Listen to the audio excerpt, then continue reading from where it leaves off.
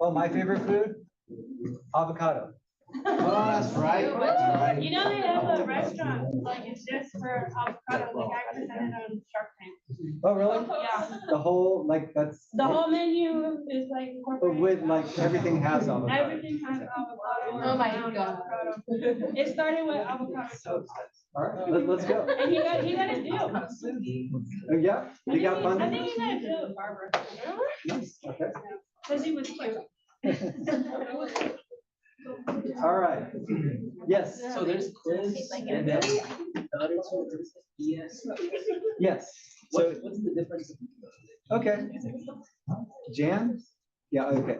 I know you've been in classes of mine, but I guess you weren't in financial accounting, right? Okay. So I'll go over it in more detail on Thursday, but the question is, what's the difference between the ES and the PS? So ES is exercise set.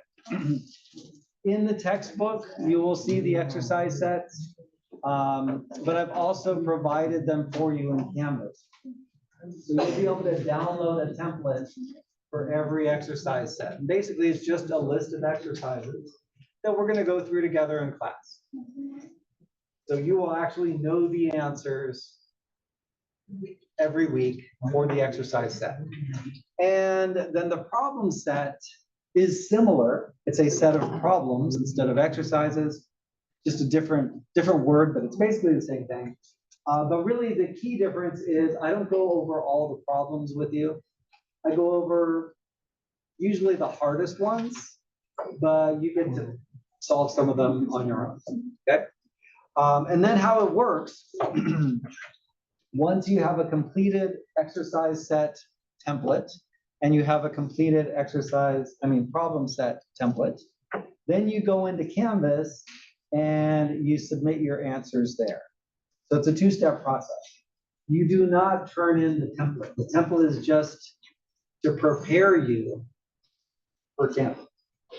Because when you get to Canvas, what's going to happen is the order is going to be kind of random. Canvas might say, in the exercise set quiz for that chapter, it might say, for exercise 3, what is the net income? And you're going to have to go to your template, find exercise 3, find the net income, and then you type it into Canvas. Okay?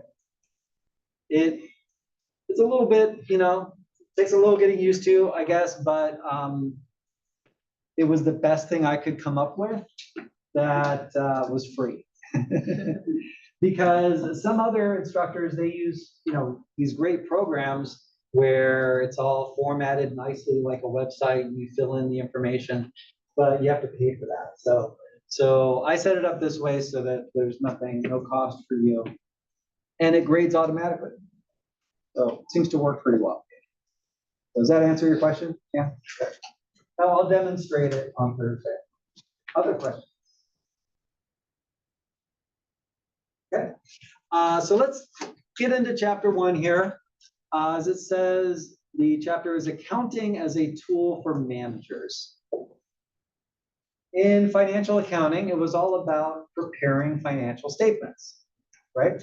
The whole semester was about preparing financial statements. I think I'm recording, am I? Yeah, it looks like I am. Okay. I'm just so forgetful already. Yeah. I didn't believe myself. But in this class, it's not about preparing financial statements. It's about preparing reports for managers.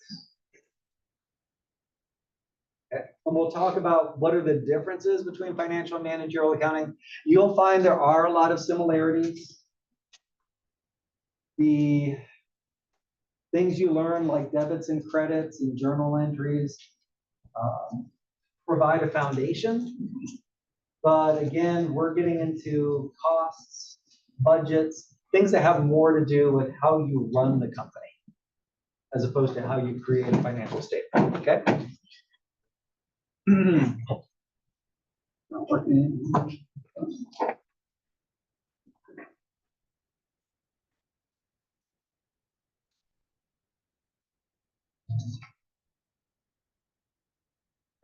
I don't know why it does that. Okay, these are the topics in this particular chapter. We will talk about what are the responsibilities of managers, because those are the ones where that'll go on my blooper reel. Those are the ones we're creating the reports for, right? So we need to understand what the managers are doing and what kind of information they need so that we know what kind of reports we can make for them. We'll talk about the difference between financial and managerial accounting in more detail. Some of the roles and skills that managerial accountants need. Managerial accounting is its own field. You can specialize, you can even get certified as a managerial accountant if it interests you. We'll talk about some of the different ethical standards that apply to managerial accounting. There is no GAAP in this class. Remember GAAP from financial accounting? It doesn't apply in this class because, well, you tell me, why would GAAP not apply in this class? Because it's internal, because the reports are for people in the company. So we don't have to worry about fraud or deceiving investors. The investors are never going to see these reports. Okay. And we'll look at trends related to managerial accounting. All right, so I apologize that that screen is too far for me to see, and these are too close for me to see. So I'm just gonna have to make all kinds of awkward motions here. Okay, managerial accounting is the process that allows decision makers to set and evaluate business goals. If you think about it, managers need to know their costs, they need to know their sales, they need to know their inventory levels, right? And they rely on managerial accounting to give them that information. So we need to understand what information they need in order to make particular decisions, and then how they can analyze and communicate this information to the manager. Okay. All right. Does anybody remember from Intro to Business the 4 functions of management? 4 functions of management. So it was planning, leading, organizing, and controlling. That's universally viewed as the 4 things that managers do. And that's basically what we see here. Planning, controlling, and in this case, they say evaluating, but you could think of that as leading and organizing as well. Okay, so it's the same basic idea. That's what managers do, and that's what they need information to help them do better. All the planning, controlling, and evaluating that managers do should support the overall mission, vision, and strategy of the company. So anything that we do as managerial accountants should help them as they pursue the strategy, goals, mission, and vision. As an example, apparently, I don't know if this is true, but apparently Google's mission statement is to organize the world's information and make it universally accessible and useful. Having a mission statement makes it clear to the organization what it's trying to achieve, right? And then that allows all the managers to work towards the same mission. Because if you've got some managers working on this mission and others working on a different mission, you're diluting your energy, right? You're competing with one another. Instead, you want everybody trying to achieve the same ultimate strategy, goals, and mission. And their managerial reports should help them do that. Okay, so it all fits together like a puzzle. These are those 3 areas of management that it's referring to. Planning really has to do with looking forward into the future, determining what the goals are and how to get to those goals. Controlling has to do with the present, making sure that we're on track, we're meeting our objectives. And evaluating, checking how we did. How was our actual performance compared to our budgeted performance? Make sense? So that's what managers do And that's what we can help them do. So here's a hypothetical that we can relate to our own personal lives. So let's say you're going to go off to study someplace else. You're trying to decide if you're going to live on campus or off campus. Let's just say San Jose State. Let's just say San Jose State. You could commute to there from here, right? It's kind of a long drive, but you could do it. Or you could live closer. You could live on campus, right? Which is better? It kind of depends. If you're trying to make that decision, there's a lot to take into account. You'd have to plan. If you were going to live on campus, what would be some things you'd have to plan for? Cost of rent, Utilities. food, utilities, who you're gonna live with, right? All that kind of stuff. Packing, moving. Or if you're going to commute, what are you gonna have to plan? How much is gas? What time you leave? Gas, what time you're gonna Traffic. leave, The wear and tear on your. wear and tear on your car and on yourself, right? Again, controlling has to do with making sure things are on track. So once you actually make your decision and you begin to execute your plan, how's it going? Is it working, right? Did gas prices go up all of a sudden? Or, did the freeway get closed? These things can throw things out of control.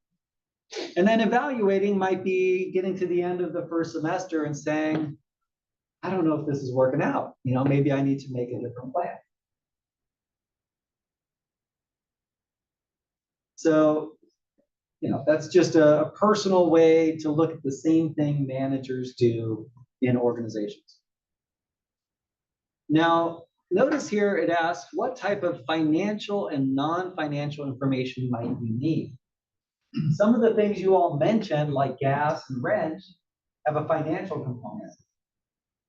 But some things like wear and tear on yourself or your car are a little harder to measure financially. The time it takes to commute, non-financial. So that's a big difference in this class. In financial accounting, pretty much everything came down to dollars and cents. In this class, we deal with some things that are not financial in nature. All right, here's a comparison of financial versus managerial. There are two clocks mounted on the wall, and each one is behind one of these screens. You've been looking, I've been looking for a Huh? I've been looking for, I'm like, okay. Yeah, I know. So I need to keep my phone nearby so I know what time it is. I mean, what kind of planning went into that, right? Plus, I mean, they put the desk here, like I can't. I think the desk should be in the middle. Okay, so anyways, we still have some time. So let's take a look at this. In financial accounting, who uses the financial statements?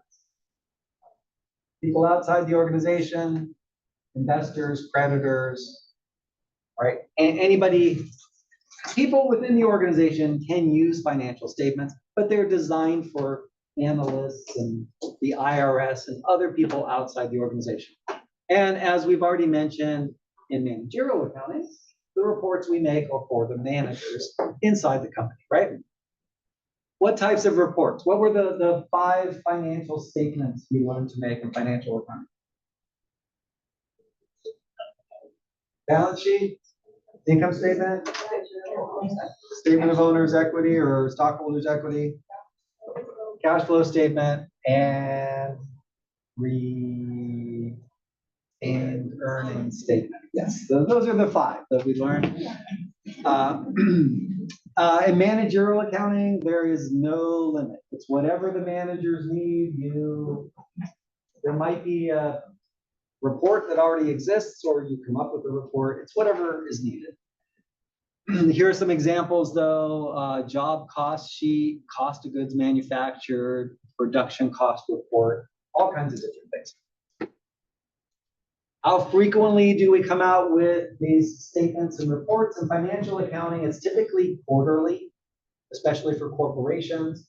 A small company might do it annually. And actually, a lot of times companies will produce them even monthly. But it's usually, in that time frame. In managerial accounting, it's whenever the managers need the reports. Could be every day, could be every other quarter, whatever.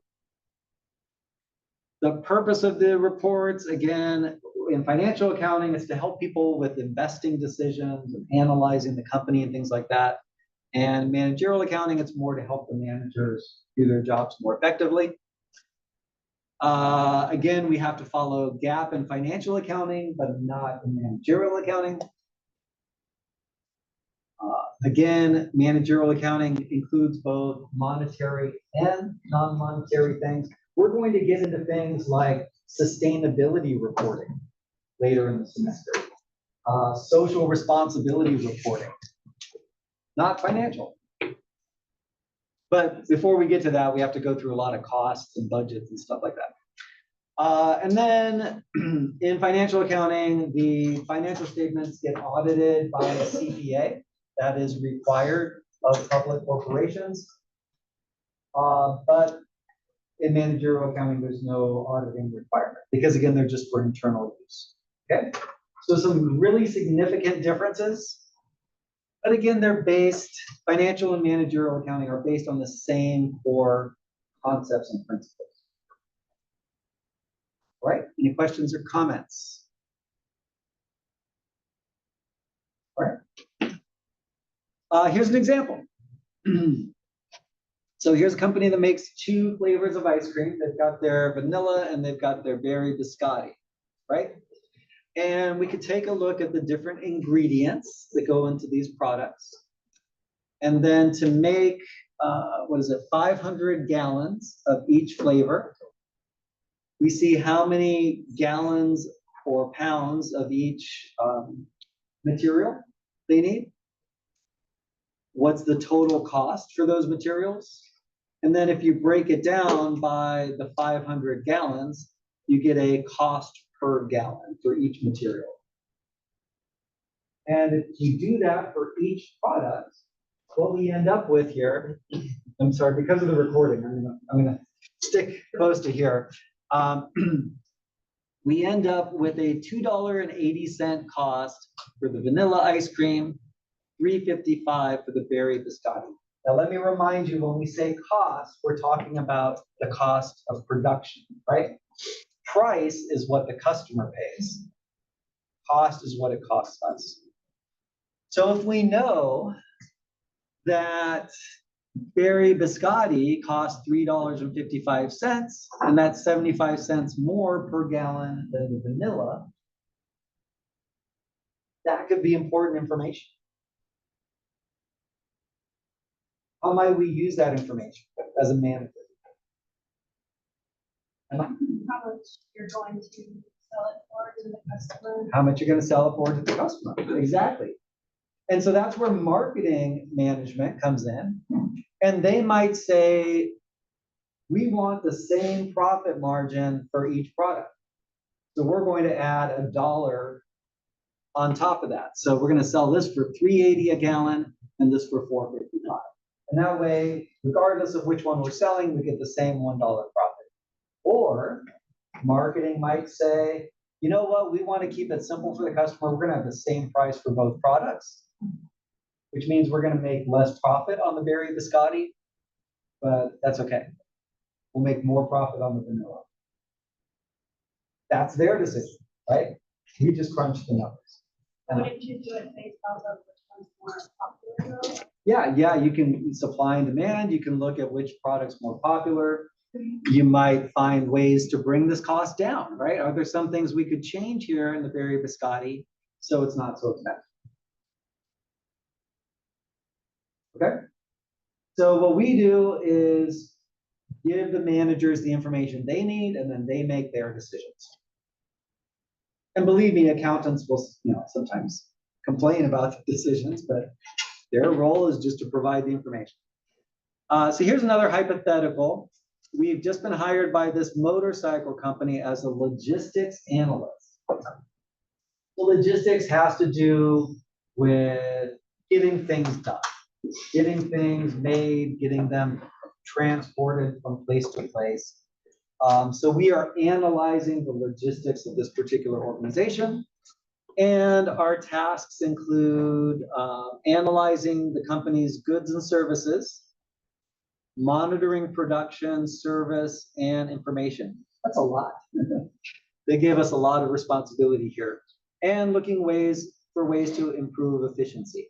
So we really have to look at the entire organization and figure out how to do things better.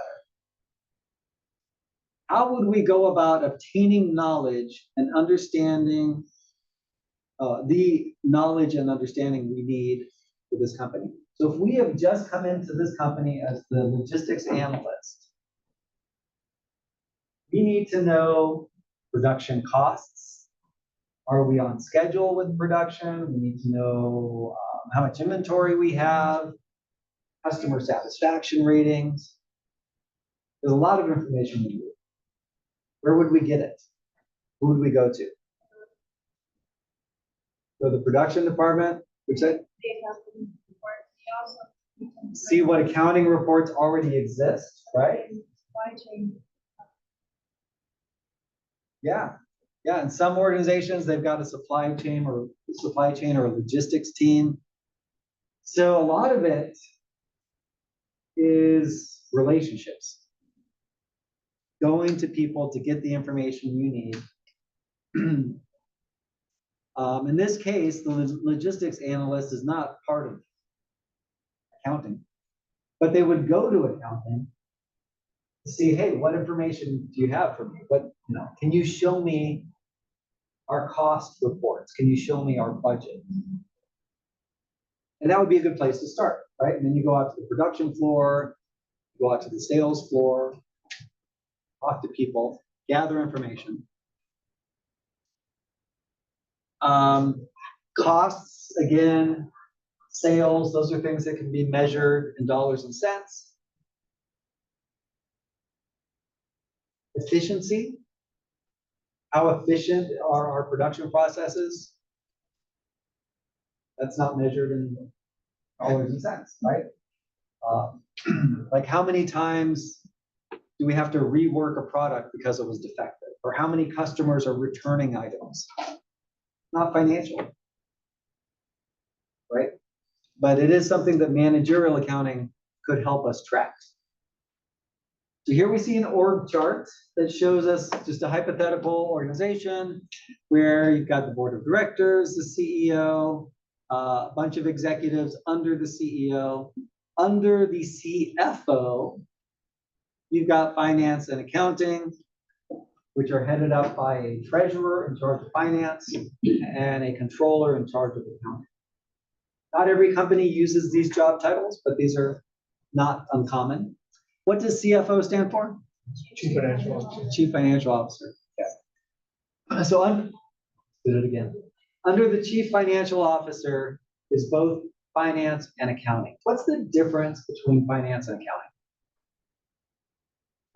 Finance, how you're going to pay for your expenses for the business,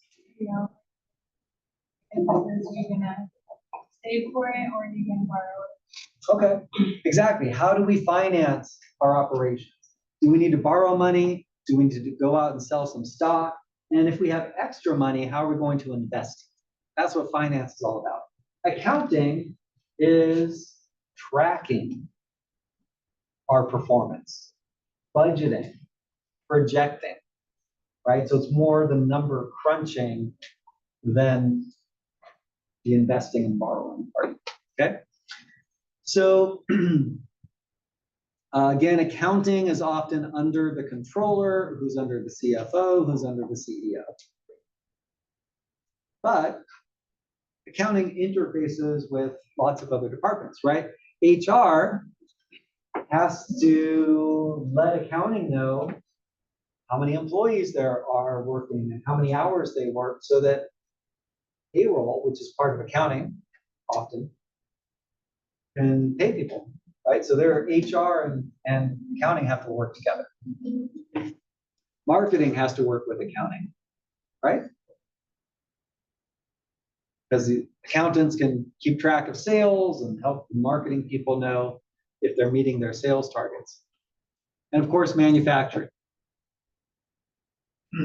We're going to talk a lot about costs, as I've mentioned. The hardest costs to keep track of are manufacturing costs. Why do you think that might be? Prices change? Okay, that's part of it. But in manufacturing, you've got materials, you've got labor, and you've got overhead. And that's three different things you have to keep track of in producing a product. It gets complicated. But anyways, here's the structure of where accounting typically fits within an organization. So you might find this interesting. These are some different accounting related jobs and what they pay, at least as of, is there a year on here? This is at least 5 years old. So probably these numbers have gone up somewhat. But you see VP of Finance pays pretty well. Sometimes better than Chief Financial Officer. That seems kind of weird. You would think CFOs make more money. I think the reason though is that you can have CFOs in small companies and in big companies, but you're typically only going to have a VP of Finance in a big company. Because if it's small, they don't need a VP of Finance. That's my guess. But anyways, both of those jobs can pay pretty well. International tax manager. Did anybody listen to the last semester? I posted a recording of an international tax manager from Driscoll's. Yeah, that was pretty cool, right? She makes pretty good money. She actually got her master's in accounting taxation. And then she got this job at Driscoll's, and they send her all over the world to learn about the taxes in different countries because Driscoll's sells their berries all over the world and needs to make sure they're maximizing their tax deductions and things like that. It sounded like actually a really good career choice for her. But it did require a master's in tax. Finance director, corporate controller. Again, we saw that position of controller here, right? So in a smaller company, you're not going to make as much money as you would in a large company. And cost accountant manager. Again, that's a big part of what we'll be doing in this class is cost accounting. Senior financial analyst, accounting software developer. If you have accounting skills and IT skills, there's a lot of demand for people that can do both, right? Because imagine your company's producing some accounting software. They need people that understand the software part and the accounting part. Forensic accountant. Emma, I know you know what that is. Tell us what a forensic accountant is. They go through their financial, so they see that the money not adding up with where it's went.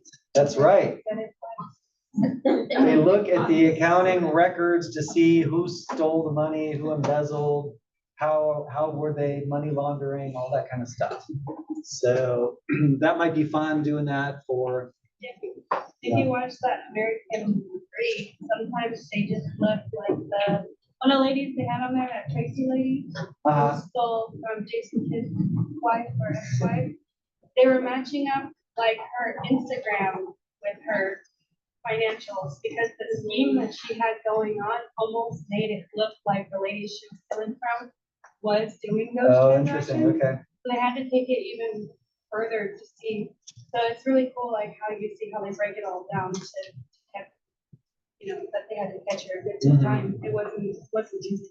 As you're saying, it's like really complicated. I don't think I've seen that one, but that is my favorite TV show of The all time. Tracy one, American you Greed. gotta watch it. You want to punch her in her face. So because one of her Instagram posts is like her in a pool. She's like, hard work pays off. After she stole like $1.5 million from this chick.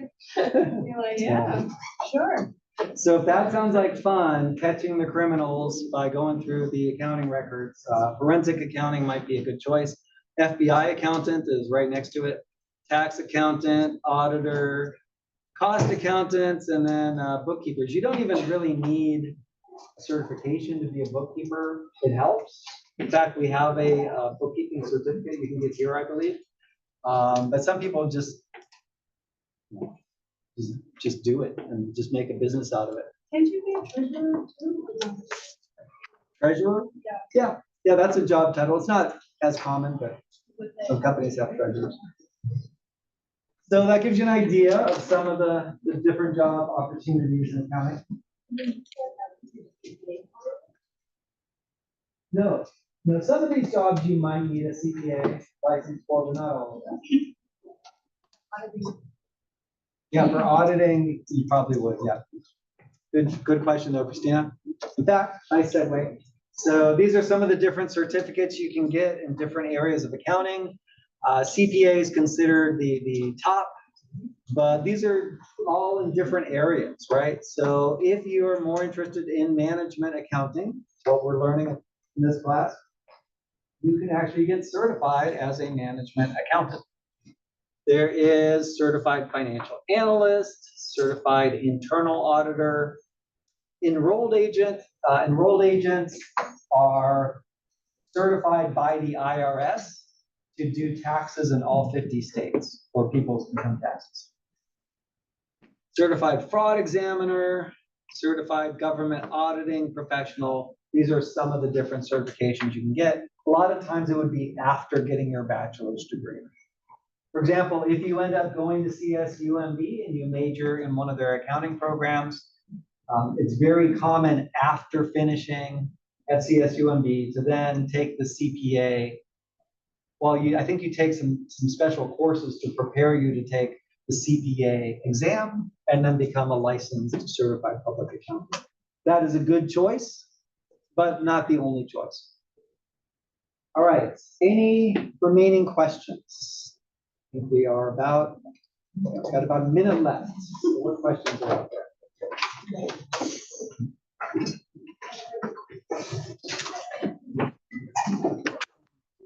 Questions? Okay. All right, see you all Thursday.